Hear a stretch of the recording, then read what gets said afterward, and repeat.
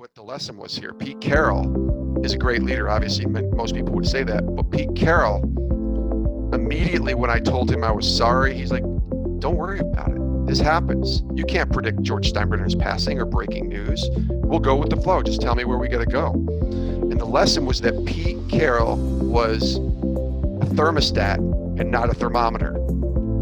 Pete Carroll set the temperature in the room right away by the way that he responded to me in my panicking mode of, I'm so sorry and you're here and I can't help you, blah, blah, blah. He was awesome. And he basically set the temperature and said, listen, you're going to come in here, you're going to be comfortable around me. I'm not going to make this a big deal.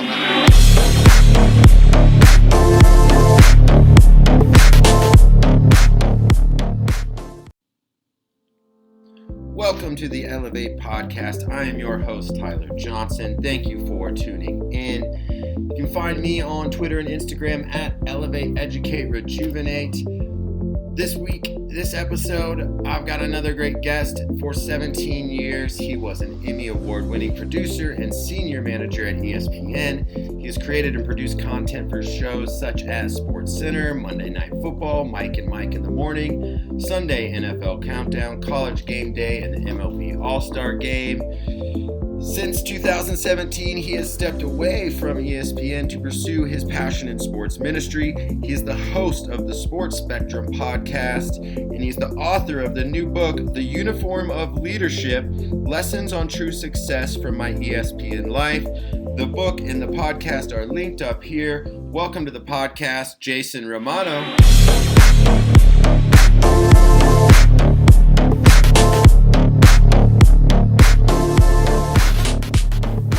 In the foreword of the book, John Gordon, who we just had on the podcast recently as well, he talks about your amazing servant leadership. And how do you define and think about servant leadership yourself? Well, it's funny. The two words are sort of buzzwords that go together now when you're thinking about leadership, especially if you read John's books, and he's a huge, influence for me on my journey. But I think you can't be a great leader without being a servant or without serving. So that's to me what it is. It's leadership is serving. It's serving others. It's putting others first. That's what wearing the uniform of leadership is. It's the uniform that we sort of metaphorically wake up with every day to put on, and we have to make a decision what we're going to do today. Are we going to play for the name on the front of the jersey or the name on the back? And the name on the front is, in essence, when you think about a uniform, it's the team, it's others. The name on the back is our name. And who are we going to play for? And a lot of times we mix that up. And the idea of what I would say is the opposite of servant leadership, or if you want to say it, bad leadership, is when we put that uniform on backwards and we play for ourselves first. Gotcha. Uniform on backwards. I like that. That's right. Get inside out. In the book, there's a quote that stuck out to me. I think through all of our journeys, it said, "You are where you are for a reason. You are who you are for a reason." I love that idea. Can you talk a little bit about more of that? So we are where we are. I mean, now I'm going to instill my faith into this, and we won't get too crazy religious or super spiritual here, but my faith is everything for me. I believe that I am here for a purpose, and that's what it is. And that I'm created on purpose for a purpose. And, that purpose really goes back to the two commandments, if you will, that Jesus said, when he was on this earth, and he said, love God and love others as yourself, love your neighbor. And so that's the purpose. That's the whole idea of servant leadership. When we get back to your first question is, it's putting others first. So it's loving God. Really, it's the I am third model that I put in my book. God first, others second, and ourselves third. Now, I'm not saying we completely neglect ourselves. That's not the case here. Sure. In fact, what Jesus said was love your neighbor as yourself. So he's not saying don't love yourself. He's just saying make sure you put your neighbor and others in place. If you're loving yourself first and then neighbors, again, wearing the uniform backwards, I think it's a selfish kind of way of looking at things. And listen, we all struggle with that because, Sure. as T.O. once said, the great Terrell Owens, I love me some me, and we do. We Yeah. love us. We love who we are. We love everything about us, and there's a selfish nature that we're sort of all born with. But we were born for a purpose, and that purpose is to, I believe, love God, love others, and on purpose is to live out that purpose in serving others. That's great. I love it. There's also a Pete Carroll story you share. Yeah, I don't want to spoil too much of the book. This will be the last question cut on that. But it's all right. can you talk a little bit about that experience and lesson learned there? Yes. So at the time, I was probably, let's see, this was 2010. So I was 10 years into my career at ESPN. And my job title at the time was talent producer. So I was a booker, a talent coordinator. I would help coordinate and book the guests that you would see on ESPN shows. And I worked on all the shows, the ones that you've watched: Sports Center, Mike and Mike in the Morning, NFL Live, First Take, College Football Live, like all of those shows I had the privilege to work on and be a part of. And I would coordinate guests for these shows. And so part of that was a thing we call the ESPN car wash, which has nothing to do with cars or water or anything like that, or soap. It's literally what we just called the day at ESPN when a guest would come and we would take them through show to show various interviews. And so Pete Carroll was there that day to do the ESPN car wash. He was promoting his new book that he had just written, and it was right in between when he left USC to go to Seattle. So he hadn't won a Super Bowl yet. So Pete Carroll is literally in between his jobs as USC's head coach, and he had all the success that he had at USC, and then leaving that job, which there was some controversy at that time. Now you kind of look back and you laugh because he's had so much success since. But he left that job in college to go to the NFL, back to the NFL, to be the Seattle Seahawks head coach. So he had written this book. I believe it was called Win Forever. And Pete is there sort of promoting the book and to go and do a bunch of interviews at ESPN. And I was assigned to sort of take Pete around and to schedule the shows that he was going to be appearing on. And that day happened to be the day, and I don't know exactly, July 8th maybe, somewhere around that time. You can look it up. Whatever the day that George Steinbrenner passed away was the day Pete Carroll was at ESPN, and I was there with him. Gotcha. And that's why I remember this, because Pete was there. He had a full slate of shows that he was going to be appearing on, and there were really in early to mid July. There's no other sports other than baseball really going on, so nothing's Right. going to affect his day. He traveled all the way across the country to help promote this book and was on sort of a book tour. And he does Mike and Mike in the Morning. And right as he is doing this interview with Mike and Mike, I'm in the back with the producers on the show, and they just point, at their computer screen, and I look, and it says George Steinbrenner has just passed away. So in my brain, I know. I said, "Oh no," for two reasons. Oh no, obviously you're sad to see somebody famous like that pass away. But the other oh no was my day just got crazy, because I knew that with George Steinbrenner dying and the Yankees and how Sports Center and all these ESPN show worked, that was going to be the topic and the discussion all day long was George Steinbrenner. So Pete Carroll was at ESPN. He was kind of an aftermath now. And I remember First Take coming to me and saying, "We can't have Pete on our show anymore." And I said, "Why?" And they said, well, you know that George Steinbrenner died. I said, "I know, but Pete's here." I was trying to go to bat for Pete. Sure. And we worked it out. We had 5-10 minutes. We had Pete Carroll on, and I said, "Why don't you ask Pete Carroll about George Steinbrenner? Maybe there's an opportunity there for him to talk about it and react." And he did, and they did the interview, and it worked out fine. But pretty much 3 or 4 interviews after that were all canceled. And I felt terrible. I'm telling Pete, "Oh, I'm so sorry that these interviews that you came here to do aren't going to happen now." Now, there were 2 or 3 that we were able to keep on the table, including College Football Live and I think NFL Live. But I was feeling terrible. Now, let me tell you what the lesson was here. Pete Carroll is a great leader. Obviously, most people would say that. But Pete Carroll, immediately when I told him I was sorry, he's like, "Don't worry about it. This happens. You can't predict George Steinbrenner's passing or breaking news. We'll go with the flow. Just tell me where we got to go." And the lesson was that Pete Carroll was a thermostat and not a thermometer. Yeah. Pete Carroll set the temperature in the room right away by the way that he responded to me in my panicking mode of, I'm so sorry, and you're here, and I can't help you, blah, blah, blah. He was awesome. And he basically set the temperature and said, listen, you're going to come in here, you're going to be comfortable around me. I'm not going to make this a big deal. I'm not going to turn the thermostat up to 100 and make you sweat and make it really hot, or bring it all the way down and make you freeze in here. I'm going to keep the temperature in just the right place.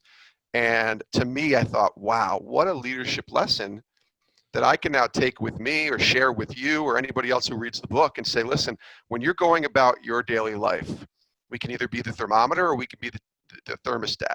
The thermostat sets the temperature in the room. The thermometer just takes the temperature, right? Yep. And we need to be thermostats and not thermometers as leaders. And it doesn't even matter where you are in your leadership world, whether you're a dad or a husband, or whether you're a mom or a wife, or whether you're in a business or an entrepreneur, or you're at school. And this goes for students too at school. There's a lot of thermometers, not a lot of thermostats. Big time. When it comes to kids. A lot of them are following and not leading. But it doesn't matter where you are in your sphere of influence. You can choose to be a thermostat, and that's what Pete Carroll did. That's a great lesson. So just like those stories, I mean, obviously spending as much time at ESPN as you did, you get a lot of pretty cool experiences in the sports world. Are there two or three that kind of jump out just as a person, like, that was really cool?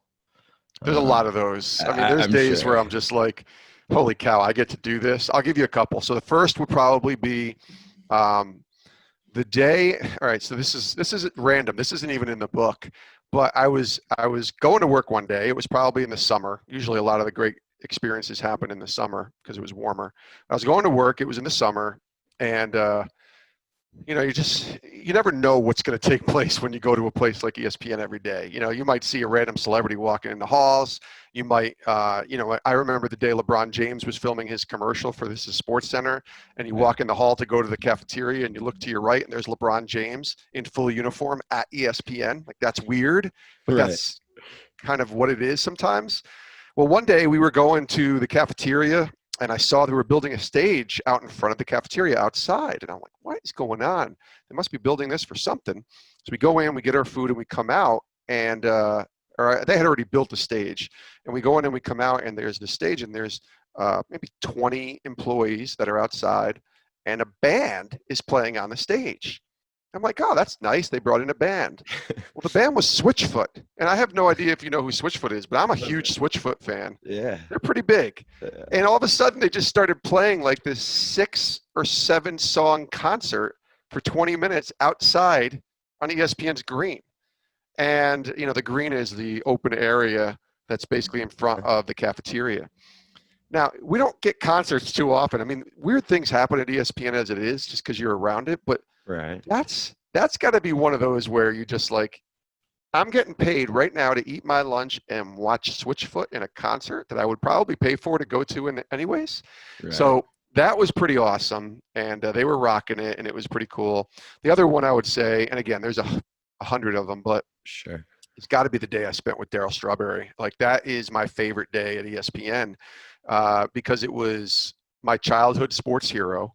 So pick your guy, right? Tyler, who's your guy when you were a kid? Like, your favorite athlete? Like, if I could meet one person, who would it be? It was Bo Jackson, probably. Okay, Bo. So I actually got to meet Bo briefly, and that was pretty cool. But that wasn't spending a whole day with Bo Jackson. But I got to spend a whole day with Darryl Strawberry. Now, growing up as a kid in the 80s in upstate New York, the Mets and Darryl was it for me. Like, I was obsessed as a 13-year-old kid wearing a Darryl Strawberry jersey, collecting every baseball card he had. I had notebooks filled with his stats before there was the internet that I would watch the games and keep his stats and read the newspaper every morning. Awesome. Going right. I mean, it was just what it was as a kid. I was a crazy sports kid, and Darryl was right at the top of the list. And then I find out in 2010 or 2009, May of 2009, that Darryl is coming to ESPN, that I'm assigned to him, just like I was with Pete Carroll. I got to spend the day with him, walk him around, and put his show together, his schedule together for all the shows that he's going to be on. And it was everything you would hope it would be when you meet your hero. It's awesome. To the point where not only was he amazingly generous and kind, but he was he was present in the situation. I was nobody, and I am nobody, but he made a point to ask me about my family, about what I do, where I grew up, like to get to know me, not just the ESPN dude that's taking me from show to show. Right. And we spent the whole day talking about faith, talking about family, talking about fatherhood, talking about relationships, talking about addiction, and talking about my dad. And that's Yeah. a whole other story we could spend an Sure. hour on with the first book that I wrote Right. about the relationship with my father. And Daryl took an interest so much so that he asked me for my number at the end of the day, which blew me away. Then he actually followed up. I got 3 or 4 calls in the next 6 months, random out of nowhere from Daryl Strawberry. Imagine your phone rings and it's Daryl Strawberry on your Right. phone. And just checking in on me, but really checking in on my dad. How's your dad doing? Is he okay? And, you know, for a while, my dad was not okay. He was struggling big time with his addiction to alcohol. And that bloomed into a friendship that to this day still continues. And it's so weird to say this to you, Tyler, because it's weird for me even to like explain how crazy it is to have Daryl Strawberry as a close friend when he was the guy when I was a kid. Sure. And he is a close friend. He wrote the foreword to my first book. He wrote a great endorsement and is a big part of the second book. So yeah, Daryl Strawberry, I mean, come on. That's easily my best day at ESPN because it wasn't just a great day, but it changed my life. Yeah, it kept going. Exactly. It was not a one-hit wonder, and it was like, nice to meet you. And by the way, if that was the end of the story, just that day, that's fine. Like I got to hang out with Daryl Strawberry for a day. That happened with a lot of other people that I didn't get to spend time with after. Right. But Daryl's became something special. It kind of leads into the next question a little bit. Daryl was kind of a childhood hero, like you mentioned. Was there another athlete's personality that maybe, you know, when you're in that role, like maybe kind of like, oh man, I got to spend a day with this person, and then it. You mean from a negative perspective, and then it turned out good? Yeah, and kind of like some man, or just and not throwing anyone under the bus, but just maybe someone that you're just like showed you a side of them that you don't get the chance to see in sports. That yeah, I got one for you. And this is not a preconceived notion here. So 3 days after the Giants won the Super Bowl in 2007, it was the greatest upset at this point, I think, in Super Bowl history. Sure. It's one of the greatest upsets in sports history. The Giants, I think they were 9-7 or 10-6 in the regular season, and they go on, run the table on the road, and end up upsetting the undefeated New England Patriots. Well, this hero in that game was David Tyree. He had the helmet catch. He had a touchdown in that game, and a very sort of an unsung hero for the Giants. Now, I'm going to tell you that to tell you that I'm a huge Dallas Cowboys fan. Ooh, so if I'm a Cowboys fan, right, I know. I got a lot of people saying, ooh, when I say that. Okay. But I say that to tell you the story because the Giants are, I don't want to say the enemy, but they're the big rival, one of the big rivals, like the Eagles and the Redskins, with the Cowboys. So the Giants had just won the Super Bowl, and I'm really torn here. I'm like, okay. And I got to do my job too, you know, and there's been many times when I've had to put the smiley face on, be professional, and not worry about fan love here. Right. You know, when something happens, you got to cover sports and you got to do it well. So we were covering the Giants' victory. I mean, it was crazy, the fact that they won, and we had a bunch of interviews, but we found out we were able to get David Tyree to come to Bristol 3 days after they won the Super Bowl. And that was a big get for me. Just personally, I was able to book a guest who was as hot and big of a name as there was just a couple days after they won the Super Bowl. In fact, he spent the day with me on a Wednesday and then got on a plane and flew out to Los Angeles to be on the Ellen DeGeneres show the next day. So you could see like the demand that this man was having. No doubt. And I didn't have a preconceived notion on him other than that he played with the Giants, but that's where my mind would go. It's like, oh, I got to meet a Giant. And then you spend the day with him and you realize, A, he's a man of faith. He loves his family. He cares about things other than just football. But hearing him tell the story, he's certainly soaking it up and enjoying the fact that they just won a Super Bowl. But David Tyree was the real and is the real deal. I've got to see him a couple times. And the preconceived notion was that he was a Giant and I'm a Cowboy in that sense, right? Yeah. But he was awesome. Great guy. Like I said, was just cordial as all could be. He was really good on air. He signed 50 autographs, and you're not really supposed to sign autographs at ESPN. When you bring a guest through, they're just supposed to do their job. But Sure. we live in Connecticut. Our show's in Connecticut. We got a lot of people who are Giant fans that work at ESPN. You know, they all had covers of Sports Illustrated and footballs and everything else, and he signed them, took pictures with the footballs on on his head, just like he made the catch. He was amazing. And that's the hardest part, I think, of this job, Tyler, for 17 years, was becoming friends and cordial with people that you openly root against for many, many years. Brian Dawkins is another one from the Eagles. I couldn't stand the Eagles, obviously, as a Cowboys fan, and they would hope that I wouldn't stand them, and they can't stand the Cowboys. Yeah. But Brian Dawkins is just the real deal, and we became buddies from working together. And again, another guy. You just kind of you put your allegiances aside, and you meet the person, and you realize they're just people who happen to play on the wrong team. Yeah, it was Dawkins actually was part of a school and coaching staff here that I was working with that his son went to when he played for the Broncos. And in the spring, he joined one of our coaches' devotionals. So it was a pretty cool experience. That's pretty awesome. But yeah, Dawkins kind of came back to serve the coaches. Talk about a servant leader as well. So absolutely, no doubt. But so the other thing I love about the book, I know in the first book, it obviously, it is kind of what makes the first book is sharing some of the vulnerabilities. And I think I've always believed that it's hard to be a great leader if you're not going to be vulnerable. You're going to have to put yourself out there. But can you talk about what has allowed you maybe through your career in writing to become a little bit more vulnerable? And have you seen it translate into servant leadership as you've increasingly done so? Yeah, I think it's important to be vulnerable. I think as I got older, I became less concerned about what people think. And I think that's just a natural progression for a lot of people. When you're in high school, it's all you care about is what people think. Then you get to college and you start to pull away from that a little bit. Yeah. And, there's no prejudgments from what you were like in high school when you get to college. So you become, different friends with different people from all different walks. And then I think when you get out into the real world and start to, work and have a job and meet different people from different, spheres of influence or spheres of life, you realize that you still care about what people think. I still have this thing in me where I don't want people to be upset or mad at me. That's just me. I don't want to appease everybody, so I'm not compromising my convictions, but I don't like it when people are upset. Like I want to talk about it and figure out what the problem is, and let's work through it. Let me love you even if I disagree with you, right? Right. But as I got older, I found that, and I haven't always been the most sort of vulnerable guy where I just, wear everything out in the open.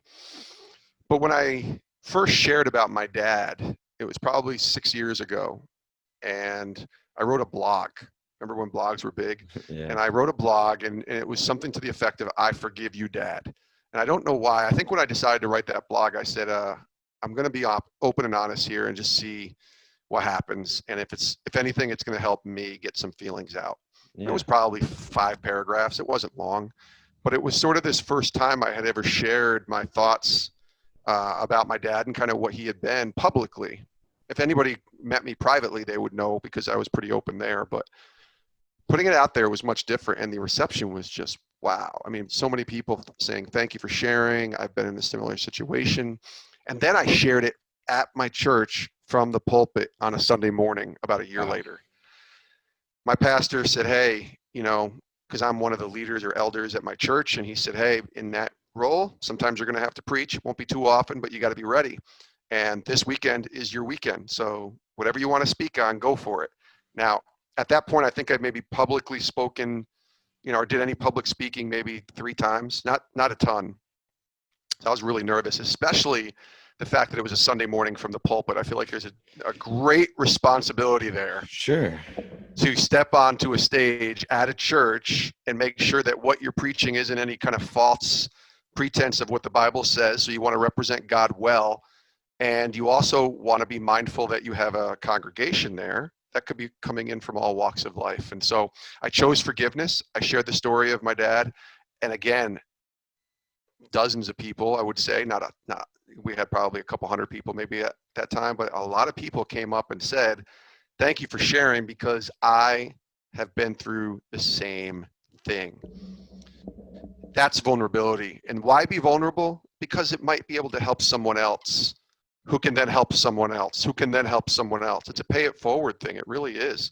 And with me, writing this book was the culmination of writing a blog, sharing the story, and realizing that there's other people who are struggling with forgiveness, and being vulnerable was important to me. So I did that. My dad actually was the one who said, make sure when you write the book that you write it from as a vulnerable a state as possible, and that you paint as real and raw a picture as possible. And I said, well, that's going to make you the villain here. You're the bad guy. Yeah. And he said, that's okay. That's okay. Just be as open and honest as you can, because if it can help one person, you need to write it. I was like, okay, Dad. So that's what we went and did. And when I wrote the second book, I really felt like it was important to continue to be vulnerable. Now, the second book is certainly not as deep and as raw as the first book. It just can't be. I mean, we're talking about forgiveness and an alcoholic father and a broken relationship. But there's moments where I personally have struggled in my leadership, and this book is not for me to paint a picture that I have it all figured out, right? Like I was the best leader and you need to follow me. Like, no, follow me as I follow Christ and look at him as the example, as the great leader, and look at all my flaws. Look where I messed up. Look where I just didn't get that uniform on my body properly that day or that month or that year. And here's other people. Again, I am third, right? Other people, the time I spent with them and the lessons that I learned from them and how they were great leaders. And so in the vulnerability, it's important to do that, but it's also important to point people back to Christ first for me, and then others. And that's what I tried to do with both books, but really for the Uniform of Leadership, that was where the authenticity kind of reigned, most true. Well, kudos to you, because I think it's just such an important thing, especially as males and around sports, to let people know it's okay to be vulnerable. And just like a lot of teenagers are all kind of, just like you said, they're all worrying about some of the same things. And I think they don't say it though. The teenagers are so concerned, including the one that lives in my house, that if I say something vulnerable or put it out there, that I'm going to get made fun of or get viewed differently. And I think sometimes, man, I wish that teenagers would get it in their heads that when they are open and share from a true vulnerable state, not just because they're open and sharing everything, it feels like on social media, but they're not really sharing their vulnerable true self. They're sharing this sort of masked, painted up fake self. Yeah, the highlights. And there's a lot of lowlights, and especially teens and young people are struggling with identity and depression and anxiety that doesn't need to be on these young people. It just doesn't. But being vulnerable helps let you know that, hey, I'm not perfect. I don't have it figured out. Maybe I'm not even normal, but what is normal? And, the cry for help, unfortunately, sometimes it becomes too late. And I hope that in reading a book like The Uniform of Leadership, that young people especially understand that they can be great leaders by being great servants and be as vulnerable as they can in caring about others. It's great stuff. The kind of not perfect. I'm not perfect. I think part of this. If you have met a perfect person, Tyler, other than maybe Jesus, introduce me, because I'd love to meet him. Because I haven't met him, and I'm in my 40s, and I've never met a perfect person. And they're not writing a book, and they're not starting a podcast. I don't know where they are. No, that's it, man. But this podcast is, around growth and improvement and seeking kind of an elevated self. As you think about that, how do you define success? How do I define success? That's a good question, because I like asking that question on my podcast that I host too, because I think success is the definition of success from a worldly perspective is achievement, accumulation, title status, sports terms, championships, Hall of Fame. That's success. Writing books. People will say to me, you're a successful person because you wrote 2 books and host a podcast and worked at ESPN. But that is such a worldly look at what success is. To me, success goes back to that word. It's about, what are you doing for others? Yeah. That's success. And sometimes that challenges me because not every day do I feel like I'm doing something for others. I'm focused on my work and trying to put out the best podcast or write the best article or whatever it is, post the best social media post or anything like that. And is that really doing anything for others? I think true success is the impact that you make on other people's lives. What are you doing for others? And when I think of true success in the eyes of the people in my life, it's those that have impacted me. If I never knew that Darryl Strawberry was a baseball player, an 8-time All-Star, a 4-time World Series champion, and my sports hero, but I just met him and talked to him as a person, to me, I'd look at him and say, that's true success because of the impact that he made on me, the impact that he's trying to make on others. And obviously things like what Darryl was able to accomplish, and even to a much lesser extent myself, those are all just used as tools or the platform to have maybe a voice that people will listen to. But man, if you're using that voice to toot your own horn, like that's not success. That's arrogance. Sure. That's pride. Success is what you do for others. It's the impact you make on other people's lives. I love it. Definitely do check out the podcast, Sports Spectrum. We'll have it linked up to this podcast as well. It's great. I love the interviews you have on there. They're fantastic. Thanks, man. The last question we like to ask here: if we went back in time, got in the old DeLorean, went and visited 16-year-old Jason, that's Darryl Strawberry fan. Yes, that's very true. What would be one truth from your journey becoming an author, the things you've gone through, that you'd want to remind 16-year-old Jason? Let's see, 16-year-old Jason would have been going into his junior year of high school. He would have been really skinny, awkward, loved sports, getting ready to play varsity basketball. That 16-year-old Jason broke his finger in September and then broke his ankle in December. So that was a tough year for 16-year-old Jason. But I think what I would have told him, because I was not, strong in my faith growing up. I didn't have a faith background. I wouldn't have been able to tell you anything about who Jesus was or the Bible or salvation or anything. But I would have probably said what you asked me earlier, maybe, hey, Jason, 16-year-old Jason, you were created for a purpose. And you don't understand that right now, maybe, but there is a plan in place for you to do amazing things. And I think you always dream when you're a 16-year-old kid of accomplishing and achieving, amazing things. I think my dream at that point probably would have maybe still been hanging on to playing professional sports, but understanding that maybe broadcasting was where I was going to go next and do sports. And I was able to achieve that, thankfully, going to ESPN. But I would have said, you were created for a purpose, and really truly discover what that purpose is. And it's not just to achieve, but it's to impact, it's to help and serve others. It's to be faithful, to be sold out for the gospel. And that would have not made sense to 16-year-old Jason at all. But I would have focused on that. And I just a couple small things I would have said. Become a better writer, because I hated writing when I was younger and I still don't enjoy it. But if I had taken it on earlier, I would be a better writer than I am right now, because I would have taken it more seriously. I would have also said to don't let sports become your God. And I mean, that wasn't just 16-year-old Jason, that was 26-year-old Jason, and sometimes even 36-year-old Jason. Not as much when I got into my 30s, but sports was a God. I mean, it was an idol. It was an identity for me. And, I would have said to 16-year-old Jason, just be careful not to make sports your God. And I would have looked at my current self and said, you're crazy. And I was like, trust me, it will become a God of yours, and you don't want that, because there's only one God, and it's certainly not sports.